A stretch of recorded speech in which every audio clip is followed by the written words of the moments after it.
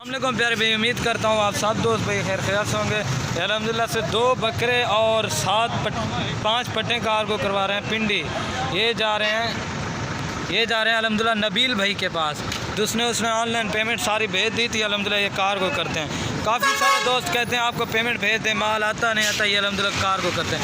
हाँ नबील भाई ये चेक कर लें, ये एक ये वाला बकरा है और वो एक ब्लैक में था जो मक्खी चीना। अल्हम्दुलिल्लाह जैसे वीडियो में एक जानवर दिखाया ना, अभी लोड कराने से पहले भी एक जानवर भाई को दिखा देंगे। ये चेक कर लें, मोनी वाली है। ठीक हो गया नबील भाई, एक जानवर आपको दिखा देता हूँ। लोड करो भाई बस। हाँ नबील भाई चेक कर लें। हाँ नबील भाई ये नंबर 1 पे जा रही है मक्खी चीनी, माशाल्लाह खूबसूरत बड़ी मोनी जो थी नबील भाई, ये नंबर 1 पे चलेगी। ठीक हो गया नबील भाई। 2 नंबर पे ये जा रही है ब्लैक में मक्खी चीनी जो बड़ी थी 2, और ये 3 नंबर वाली माशाल्लाह इनका भी कलर चेक, प्रिंट बिल्कुल ओरिजिनल मक्खी चीनी है। ये जा रही है 3 नंबर पे, बना नंबर 3।